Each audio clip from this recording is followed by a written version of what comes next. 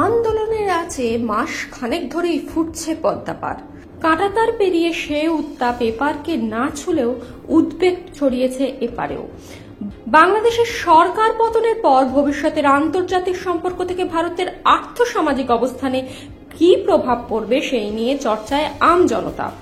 এই বিষয়ে বিস্তারিত ব্যাখ্যা করলেন যাদবপুর বিশ্ববিদ্যালয়ের আন্তর্জাতিক সম্পর্ক বিভাগের অধ্যাপক ওম প্রকাশ মিশ্র। আসুন শুনে নি ঠিক কি বলছেন তিনি।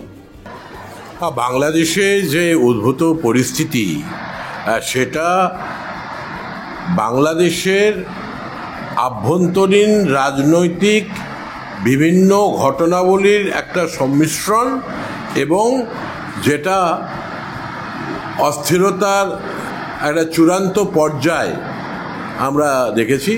সেখানে সরকার যিনি প্রধান শেখ হাসিনা তিনি পদত্যাগ করেছেন, দেশত্যাগ করেছেন, একটা অস্থিরতা একটা অরাজকতা বিদ্যমান। কিন্তু এটা সম্পূর্ণভাবেই আমার বিশ্বাসে এটা বাংলাদেশের আভ্যন্তরীণ রাজনৈতিক যে গতি প্রকৃতি বেশ কিছু বছর ধরে তারই একটা বহিঃপ্রকাশ বড় আকারে আমরা দেখতে পেয়েছি। বেশ কিছুদিন ধরেই সেখানে আন্দোলন চলছিল এবং এই আন্দোলনকে মোকাবিলা করবার জন্য বাংলাদেশের সরকার যে সমস্ত পথ এবং পন্থা অবলম্বন করেছে তো সেটা চূড়ান্তভাবেই দুর্ভাগ্যজনক বলে মনে করেছেন সেখানকার জনগণ এবং আরও বেশি সংখ্যায় তারা পথে নেমেছেন এবং সরকারকে পদত্যাগ করতে সরকার প্রধানকে পদত্যাগ করতে বাধ্য করেছেন। ভারতবর্ষ প্রতিবেশী রাষ্ট্র এবং 4000 কিলোমিটারেরও বেশি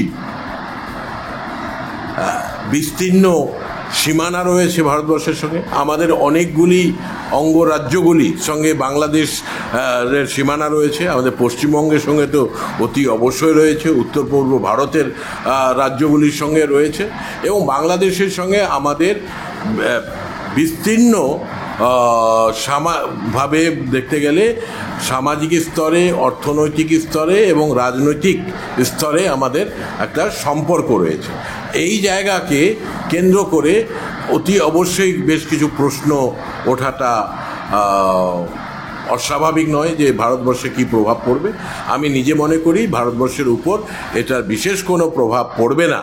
এই কারণেই পড়বে না, তার কারণটা হচ্ছে যে বাংলাদেশে আমরা সবাই চাইব এবং বাংলাদেশের জনগণও এটা চাইছেন যে সেখানে খুব দ্রুত গণতান্ত্রিক প্রক্রিয়ার মাধ্যমে সেখানে একটা সরকার প্রতিষ্ঠিত হবে, যে সরকার অতি অবশ্যই আর কি গণতন্ত্র ও ধর্মনিরপেক্ষতাকে বজায় রাখবে এবং ভারতবর্ষের সঙ্গে যে চিরাচরিতভাবে যে ভালো সম্পর্কের জায়গা রয়েছে সেটা আরও মজবুত হবে। বরঞ্চ আমি বলবো যে বাংলাদেশে যে রাজনৈতিক অস্থিরতা ছিল তার জন্য সেখানকার যে রাজনীতিতে যারা ক্ষমতায় ছিলেন তারা বেশ কিছু ক্ষমতা অপব্যবহারের নজির পাওয়া গেছে এবং 2019 সালে যেভাবে নির্বাচনকে পরিচালিত করা হয়েছিল, সংগঠিত করা হয়েছিল সেটা খুবই ত্রুটিপূর্ণ ছিল।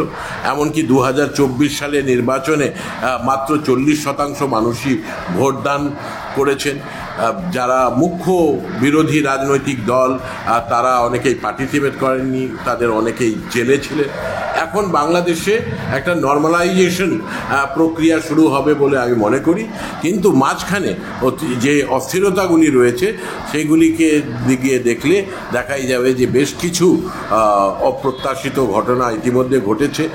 আমি মনে করি যে বাংলাদেশের সরকার দ্রুত ব্যবস্থা গ্রহণের মধ্য দিয়ে দেশের স্থিতিশীলতাকে তারা ফিরিয়ে আনবেন এবং ভারতবর্ষের সঙ্গে বাংলাদেশের যে সম্পর্ক ছিল তার গতি এবং প্রকৃতি দুটোই আর কি অটুট থাকবে এবং দুই দেশই আর কি সুসম্পর্কের মধ্যে যেভাবে আমরা আবদ্ধ ছিলাম সেইভাবে আমরা থাকতে পারবো।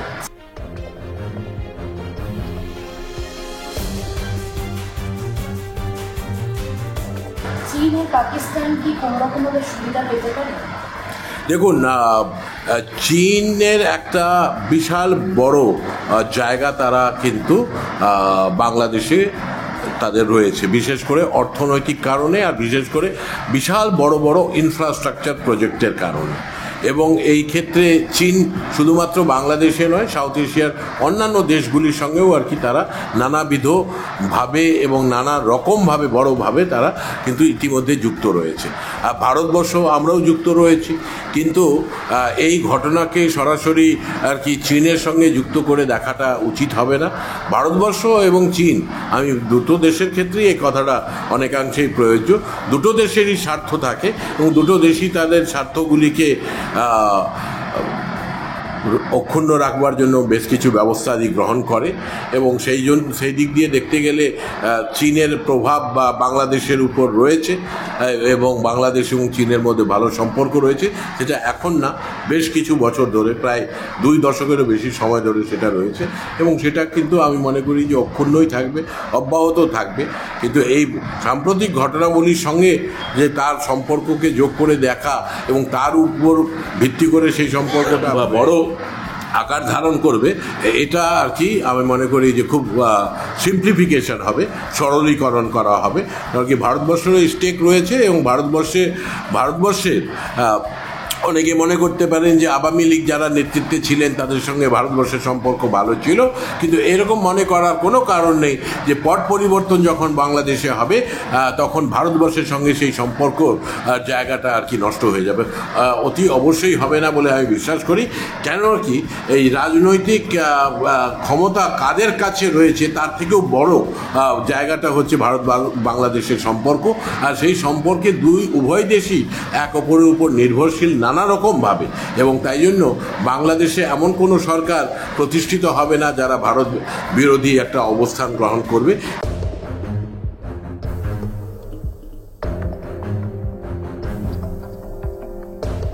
ভারত আর বাংলাদেশের বাণিজ্যে কি কোনো প্রভাব পড়তে পারে?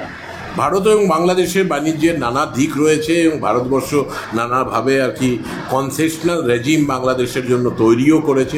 বেশ কিছু জায়গাতে কম্পিটিশনের জায়গা আছে। বাংলাদেশও এখন একটা কিন্তু এমার্জিং ইকোনমি, এবং এখন বাংলাদেশে কিন্তু ভারতবর্ষের প্রচুর ছাত্রছাত্রীরা পড়াশোনা করতেও যাচ্ছেন, চাকরির জন্যও যাচ্ছেন।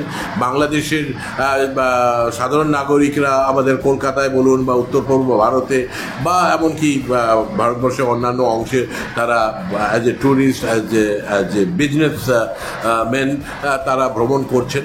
তো দুই দেশের মধ্যে সম্পর্কে বেশ কিছু জটিলতার জায়গা রয়েছে, স্পেশালি ইনফর্মাল ট্রেড, যেটাকে অনেকেই এই স্মাগলিং আখ্যায়িত করেন।